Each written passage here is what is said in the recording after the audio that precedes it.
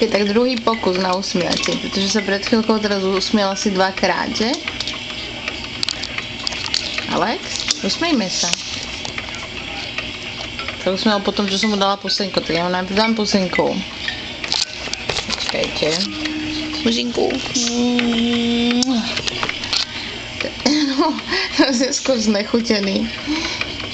Usmej sa na deda a na babičku. No?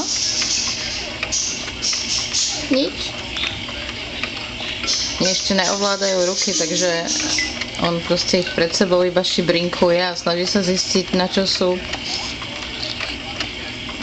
A čas moc sa hýbe nejak.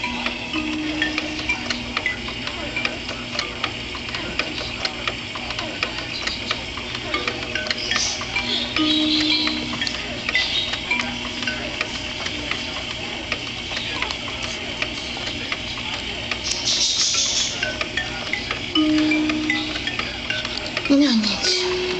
Tak možno nejaký inaký čas sa usmejeme. Ahoj.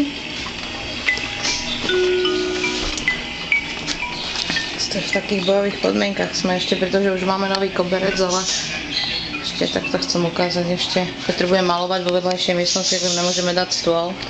Má ďalšiu hráčku. A v tejto miestnosti, kde máme obývačku, to už máme takto zariadené. Tam máme televízor. Tu má takú postielku, jednu dole na prebalovanie a na ležanie.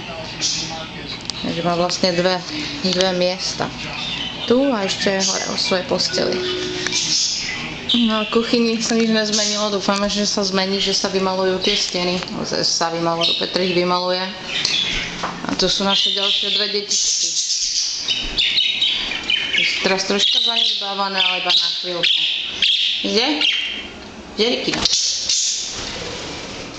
Majú tu ale strašný výlet teraz, takže to sa im páči.